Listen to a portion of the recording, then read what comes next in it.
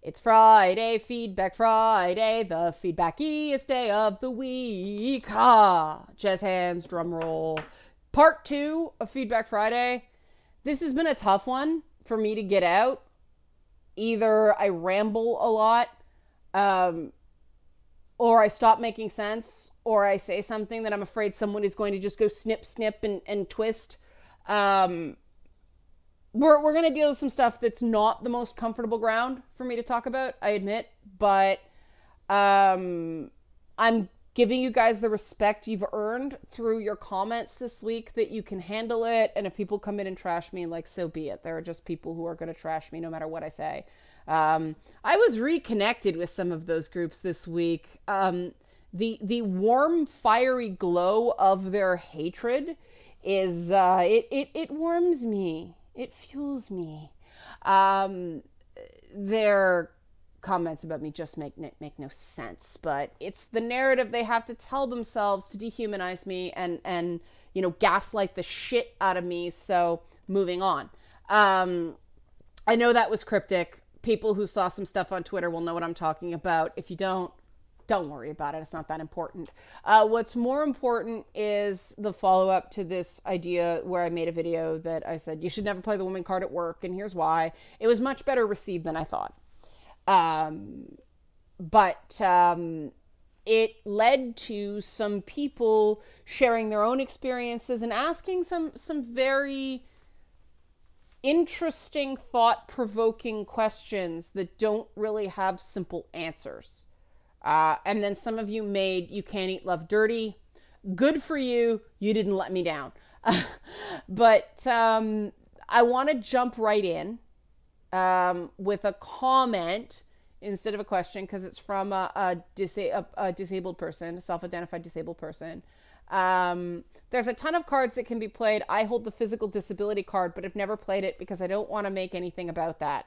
The disabled card is as strong as the woman's card, and I know if I use it, then the situation gets completely derailed, and I'm basically bullying at that point. I know I don't want to do that because I've been bullied for my disability, and I wouldn't turn that around on someone unless I knew for a concrete fact that I was being treated unfairly, excessively due to my disability. And exclusively for my disability. And I don't think, I'm going to assume some stuff. Apologize if I get this wrong. I don't think this commenter is talking about, hey, there's no ramp, I can't get my wheelchair in, because that's kind of, yes, they are not able to access the establishment because they have a disability. And that's supposed to be illegal in a lot of jurisdictions. But companies get exemptions and buildings get exemptions, and it pisses me off. I think more what they're talking about is being talked to like a baby, or being talked to like they're slow or of low intelligence, violating the dignity of risk principle that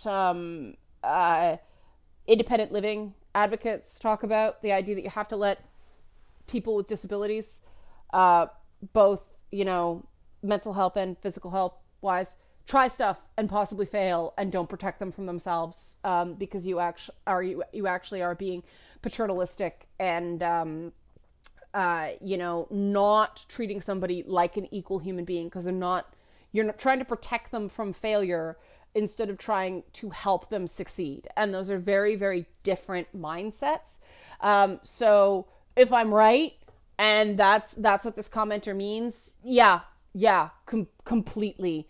I only separate the two because I do think people have every right to make a complaint if they physically cannot get into a building because there is no wheelchair ramp, because there are no accessible doors. They should not have to rely on the kindness of strangers to move around the city and go about their lives. I feel really strongly about that. But like I said, I don't think that's what the person's talking about, because those are clear, cut and dried things. They are being singled out exclusively because they have a disability. And there are issues with that in gaming with high contrast modes for people with red-green color blindness, or your red-green chromatic deficiency. The font size and subtitles, button mashing. There's a whole bunch of stuff that, wow, that's a topic I could do a solid week on. But I just wanted to read that because, yes, it's people relating to each other. And I like that. A question from another person. Do you think, meaning me, do I think that the gender expectations that you were held to were due to your profession? You worked in media, and media is all about a marketable image, so maybe you were expected to behave differently because of being viewed as a marketing tool instead of as an individual person. Yes and no. And what? Why can it be both? Because I worked both behind the scenes for like 7 years before I went on camera. And I actually had, I don't know if I had more problems behind the scenes, or I just didn't see them coming because I expected a certain amount of marketing and branding on camera. Some of it drove me crazy. Talk radio was the worst. But there is behind the scenes stuff that is an issue as well. I'm not going to get into examples because those always get nitpicked to death, but I do want to show something that actually backs up the commenter's point that this is something that is especially bad in media. And let's face it, gender conformity, I will say, gender performance conformity is stronger in some industries than in others. In some industries, the male gender performance is preferred and seen as normal. In other things like teaching, like caregiving, the female gender performance is seen as normal, and neither is good. I talked about the Nordic paradox before. I think that's a big part of it. Like, who wants to work anywhere where you're constantly treated like a freak or a pervert? So, you know, there's still more to look into. I'm not sure I'm definitely sure the book is not closed on that. There's still more stuff we have to dive down in, but I want to show you something that is of interest to this commenter's point in terms of news media. And this is just so stark that you can see it. This is the CNN profiles page. And I don't know if you guys have seen me joke in the past about Jake Tapperface. You know, Jake Tapperface being, I'm Jake Tapper. I'm hard-hitting. I'm going to ask a question that's super rude, and it's about putting the question in a promo because I'm going to ask something so aggressive that the person commenting the person I'm interviewing is going to immediately shut down and not give me an interesting and informative answer, and is going to revert to talking points. But the whole point is, I got him. That's Jake Tapperface. And you don't see many women in the media pulling a tapper or even a half tapper or even a quarter tapper because you get people like Rachel Maddow who gets, knocked by some for looking mannish, like Rachel Maddow would never get hired by Fox News, but she's super nice. She's like Ellen nice. And it's always, we're having a weird night.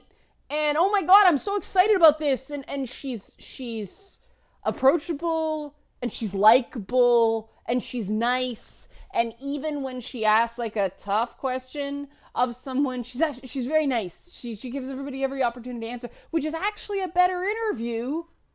She actually benefits from it, but it's much harder to do. It takes much more to get good at it. I mean, the MSNBC equivalent to Jake Tapper is Chuck Todd, who just is flat out freaking rude to people on Meet the Press. You don't see women being able to get away with that in the same way. And I want to show you sort of a very stark study in contrast. You'll see, if you just look at the top line here, one of these things is not like the others. You've got Beryl Adcock, you said, Maribel Aber, Sarah Arthun, and then Jim Acosta. You notice something? Smiling. Half tapper face, smiling. And then you got not smiling. He's smiling. There we are. Maybe because he's looking at this sexy lady next to him who's got kind of a come hither look. Same kind of hair. Christian Amanpour, who is an accomplished journalist, but like smiling. All right, cool. Smiling. Who farted face? And like I said, this stuff is not 100%. But you will see as you scroll down, Paul Bagalas or Begalis, I hate you all. I think it's Bagala. I hate you all, smirk. Who are you? I don't know, but you're looking very smarmy. I'm News Black Lightning. Wolf Blitzer going, wow, I'm still on TV with a monotone voice after all those years. Joking, I love Wolf Blitzer. But if you go down, you see far fewer pearly whites on even an anchor, like Erin Burnett. There she is smiling. It used to be far more pronounced than this. They have redone. Anderson Cooper has the same damn profile picture for years. Like he's doing like a half tapper, but it's a full Cooper. Like, and the funny thing is Anderson Cooper is actually like a really nice, likable guy. If you watched his short-lived talk show, you got a very different perspective. They do not let him be himself on air. And I don't like that. But like smiling. And you notice you're more likely to see stern face on white guys. And again, not all across the board, but you don't see very many women doing that stern news guy face.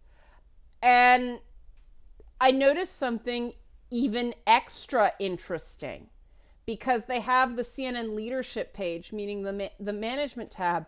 You don't see the stark contrast here that you do on the talent page. So that shows that there's something to what the commenter was saying, being on camera, definitely reinforcing those gender norms. And the CNN page is not anywhere near as stark as it used to be, and it's still pretty glaring that there is a discrepancy. It's not as stark as it used to be, like I said. But, and I know people are going to go, but.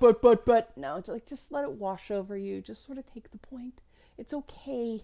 It's okay to not like CNN, and it's okay to like CNN. I can't stand CNN. But that's because they don't let their anchors be people. And that's my big issue. That half tapper, that I'm very serious. Get that shit out of here. But moving on with the questions, there were a lot of interesting comments more than questions. A lot of people made sort of the to someone with a hammer, everything's a nail comments. One person asked, why not go to the Better Business Bureau? As someone who has gone to the Better Business Bureau, the Better Business Bureau really has no teeth because people don't check the Better Business Bureau anymore. They go to Yelp reviews and stuff like that, which, isn't as curated, if you want to say. And some people said, they did I had a friend that, they actually had to make corrections. And it wasn't just because they're a woman. And that doesn't dispute what I said. Because what I said is if you think you are being discriminated against, you can either take the feedback to make things better for yourself, to become more conformist because you want to keep the job, or you can find somewhere else to work. So taking advice and coming at things differently is the first choice. It may not be gendered. You may just be a bitch. That was a tapper. But not necessarily the best argument in this context. But, I take the point. Sometimes it is that you have to improve. But this is in the question of when you think it's bias. Important caveat, context matters. Someone asked me to talk more about the whole token person because they said that they're a black person and they think it's happened to them regarding race the way it happened to me with gender. And this is the part where I'm like, okay, I'm kind of awkward diving into this because I know I'm going to say something that people are going to take the wrong way. But I think it's important to talk about. It's a very difficult challenge because for years and years and years, like 100 years under industrialization and even more going back to the Romans, the world of work, the world of commerce was a predominantly, if not exclusively, male space, which means that the whole thing was built up around male norms. That's just a fact. We don't have to argue about this. It just is. It's just so. Which means not necessarily that it is tailor-made for every man on the planet. Of course not, because like I said, 25% of the population is not sex typical. But for those typical men, you know, and typical women, you've got a workforce that works for 75% of men and 0% of women, because people who aren't sex typical like myself get branded a bitch. Because women, it's weird. You have to adapt to the way men do things, but you can't do them in the same way. So you're in this weird state of perpetual discomfort that nothing seems natural. And this isn't true of every workforce. Again, it's the more a space is tailored to male gender norms, the more this sort of discomfort it is likely. It's not a zero-sum game again. A lot of people think I'm saying this always happens. No, I don't. It's something to keep in mind. And things like, you know, this idea that you're supposed to be primarily devoted to your job, that you have to work all these crazy hours. That's not good for anybody. But it's a hangover from the idea of, well, women stayed home with the kids, so men were expected to work. And so, you know, you had to be a company man.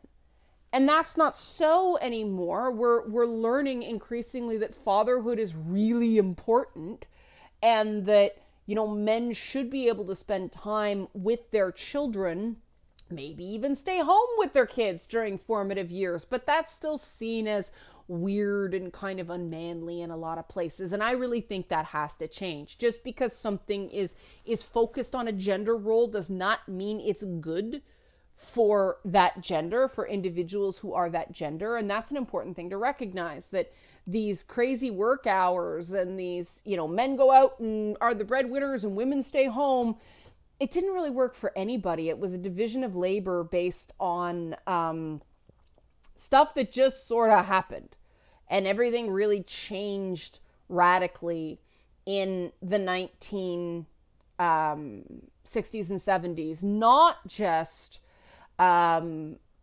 based on gender, but also based on racial desegregation and the idea of white spaces and black spaces not being so neatly separated. And this is led to some clashes. This has led to some challenges of how do we recognize that it is more challenging for people to become newcomers in a space that other types of people have been in for years, you know, whether that be women in government, or men in early childhood education or kindergarten teaching, or, you know, nursing. How do you normalize someone in that space? And they found that companies will attract a certain type of person, be it people of color or women of color, if women or people of color are already working there. This is a chicken and the egg problem. Because if people don't apply unless they see people who are already there, how do you get people in there? Good question. And so, you know, the flawed solution to that was what became known as affirmative action, you know, a euphemism for, you know, the dreaded quota-based hiring. And even the people who were advocates of affirmative action knew it was I'll say, imperfect solution.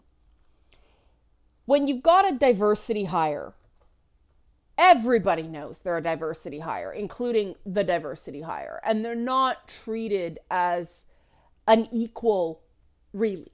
They're like execulous. The TV show Blackish pokes hilarious fun at this, where, Dre, the main character, works at an advertising agency, and he's the urban specialist, right? But they didn't want to be seen as just having one black guy working there. And so they hired this guy, Charlie, who's a complete burnout. Like, he's only there to be the other black guy. And they really poke fun at this very real thing that happens in companies like that of, oh, we've hired black people, we can't be racist. And so they just come out with the most racist crap. I've seen meetings like that. Like, yes, it is exaggerated, but I wish it was less exaggerated than it was. I've been in meetings where it happened and I was like, it was more coded language. It wasn't outright racist like that, but it's essentially the same thought processes. And, this ongoing idea of, why you're here, right? I mean, we don't have to treat you like an equal. We just have to let you draw a paycheck. So now we can hire the people we want to hire. And that led to a very profound imposter syndrome in women who got hired in these jobs in the second wave and even early third wave, and people of color who really got beat with the diversity stick in that way. And it led to this mindset that the only way that any other woman was going to rise in the company is if she took out the existing diversity hires. So if anybody comes along who's actually legitimately qualified, because imposters feel like they don't belong where they are, then they were in trouble. And so they and I don't think it's deliberate. I think it's like an instinctual level, but they gaslight, undermine, and make look stupid anybody they perceive as a threat. And it really happens on a visceral level. I don't think they're even aware they're doing it. And then there are other female executives where they have a real blind spot to people who kiss their ass, and so they promote the wrong people, and so you get this really toxic work environment. And you can tell, like, that's why they've found that there's a critical mass, that one female executive or one person of color, that's not going to attract people to your company. You need not just for people to be at the table, but they have to have a voice, and there have to be multiple people of who you're trying to attract that are high profile. So, well, how do you do that? Well, no matter how you go about getting more diversity actively, because it's good for company profits. They've actually calculated how good it is.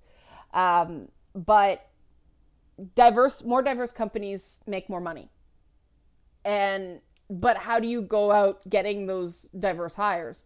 Well, if you watch the Lady Bits 80s episode, Nolan Bushnell at Atari just went out and hired women who had transferable skill sets. Hunky-dory that, but then some people will be, they were just handed the job. It's not true. They had the skills. They just, like any recruitment, you recruit the people who you think will bring in the skills that your company needs. And diverse viewpoints are that. But what's happened in some companies who know they need to show people of color and women, they end up hiring just on optical diversity. And there's a lot of companies in gaming that are like that. Okay, great. There's a woman, but she thinks essentially identically, same political affiliation, everything like that, as the existing dudes at the company already. So she's not going to be a threat. She's just going to be an honorary guy, and we can put her on posters. That doesn't work. That doesn't challenge company thinking. And that's why diversity makes you more money, is you're bringing more ideas to the table. And so you have a larger selection to choose the best ideas from. If everybody's thinking the same, you don't get any innovation.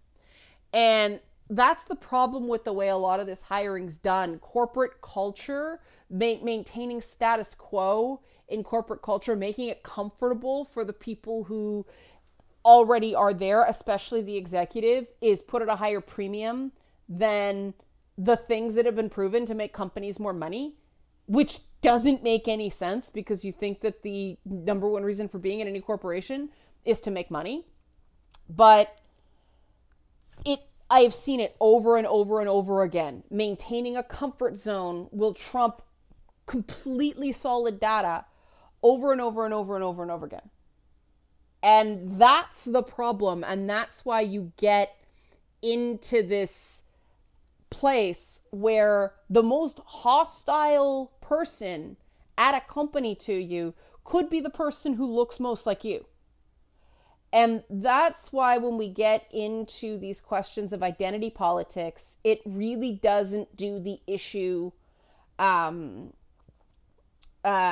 service. You know, it doesn't, it oversimplifies the issue to the point that I think that we actually end up in the wrong place, the wrong solution. And you guys know I'm all about good data in, good interpretations, right solution. Not just a solution, right solution.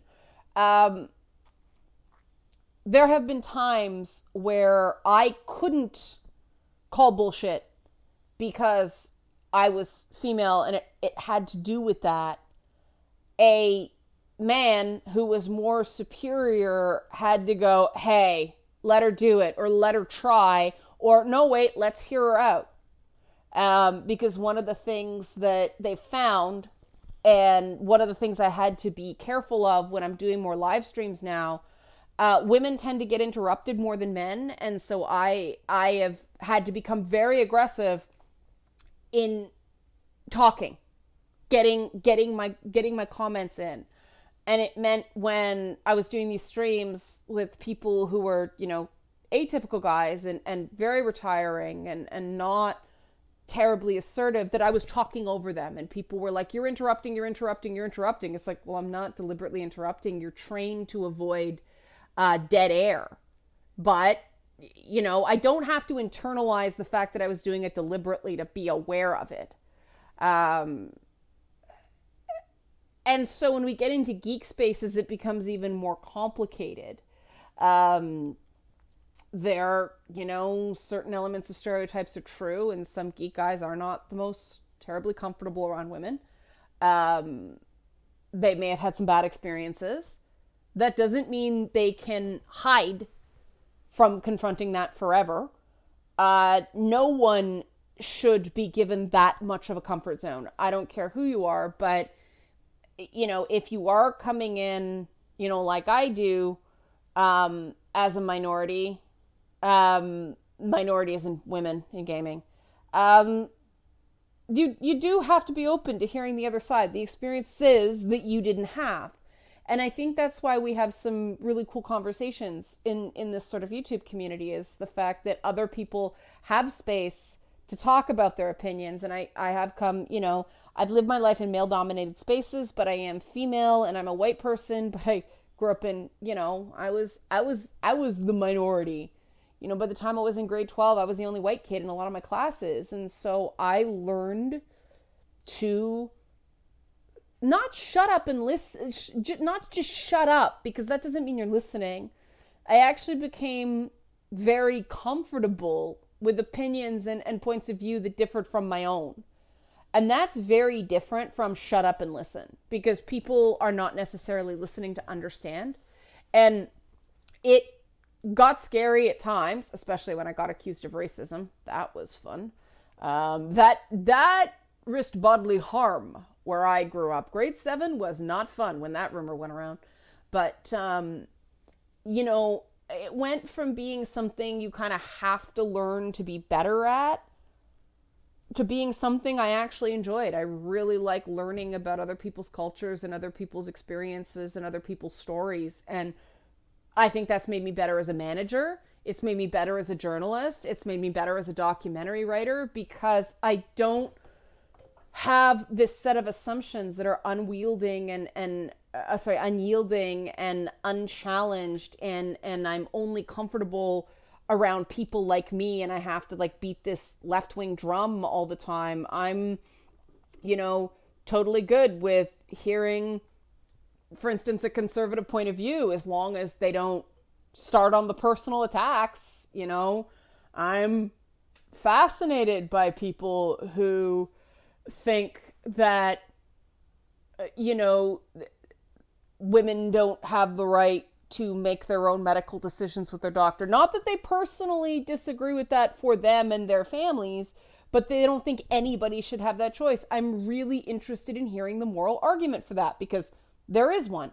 I don't agree with it, but there is one. I'm interested in hearing why people are more comfortable covering up all the time. You may notice, I am not the most modest person in the world in my wardrobe choices, especially for work. There are days where I don't want to be looked at that way, but the idea that I would never go there. I'm interested in hearing how other women find it empowering to sort of have that boundary with the world. It doesn't threaten me. And I think that when we get to that place, and if we actually get a community that is truly inclusive in gaming and in elsewhere, but I think gaming is a good place to start, because I find that gamers, as a rule, we may be loud, but we're some of the most open-minded people in the world when you get past that bluster. But I think if we can actually get to a place of true inclusivity, we wouldn't have this, well, you're doing this because I'm a woman, because this is what it's like to be a female game developer. And I admit, I had that chip on my shoulder when I was younger. I will not deny that.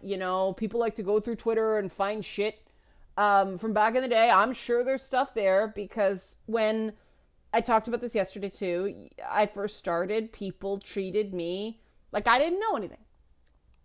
I had stuff to learn, but I didn't know nothing. I mean, I had a much more solid journalistic background because I worked in stuff outside of gaming before I even started. But it was frustrating and it hurt. And that's why I made the never play the woman card at work, because I made my share of mistakes. And I learned that those are no-win things. And I was fortunate enough to just be really damn good at, analyzing and talking about and presenting games. I happen to love it, which makes it easier to get good, but I happen to know what I'm talking about, and I have the confidence to not have a raging case of imposter syndrome when someone comes at me. There aren't very many people in this business that can say that in the same way, because the business is so dog eat dog, because it's so competitive in a bad way. It's so, for one person to succeed, somebody else has to fail kind of thing. And those are all the structural underpinnings that really have to improve so we can get a truly inclusive environment for everyone, not an inclusive environment for everybody but white, straight, cis males. That's not inclusive. Humans are humans. There are ways of doing it. We know what they are. Gaming has lost the plot in that regard, but we can't get it back. And some people ask me, like, what do we do about that? And what we do is we build here, we start here and show it can be done. And I have had great success with this. You dance to your own drum, and people like the music and they join you. If you go in and try to force things, ironically, if you go somewhere and try to force this idea down people's throats, they're going to have a bad reaction. They're going to scream at you, call you a Nazi, all that stuff. So we're just going to do our thing here. And I am going to keep calling out, the sexism I see. And it's mainly a denial of opportunity structurally by protecting women away from job opportunities, and not promoting women's achievements, writing too much about us as victims and not enough about us as successes and leaders and all that stuff. And so I did, 3 whole Lady Bits episodes that basically just counteracted that narrative. It was a celebration of women in video games. And that's what we're going to do. I'm just going to keep making content, and I'm going to keep telling my truth. And you guys have found it, and you've told your friends, and we've made this journey together, and it is building. And I really believe that that is the way to truly make lasting change, to set a good, positive, inclusive example that truly loves video games. And I am confident enough in my own knowledge and my own abilities that people don't have to agree with me. I am interested, like I said, in why they don't sometimes, but I'm not terribly torn up that they have another point of view. I mean, opinions are like assholes. Everybody's got one. Some people have 2 opinions, not assholes. Perhaps Arseface from Preacher has 2 assholes. This is getting weird now. I'm punchy. I really need to stop. But thanks for watching. Again, Indiegogo Bootcamp. Sign up now. Super duper value. Yes. That sounds almost like an anime thing. I'm going to show it to you guys just because there we go. Like, claim that level. The NK Video Game Bootcamp, if you are at all interested in a more in-depth thing about, Business Insider, how to write for games, how to overcome adversity, all that stuff, sign up. You are saving money by doing it this way. It will be more expensive. Like I said, it'll be between $30 and $50 for at least a 10-episode webinar, and it's going to be like I'll add to it. But this is the best price anybody is ever going to get on this. So take advantage of it now. You don't necessarily have to want to write for games. If you're interested in how the industry works, in how games journalism works or doesn't work, sign up. Like I said, it's a really good savings. So enough shilling. I've done my due diligence. Thanks for watching and have a great weekend.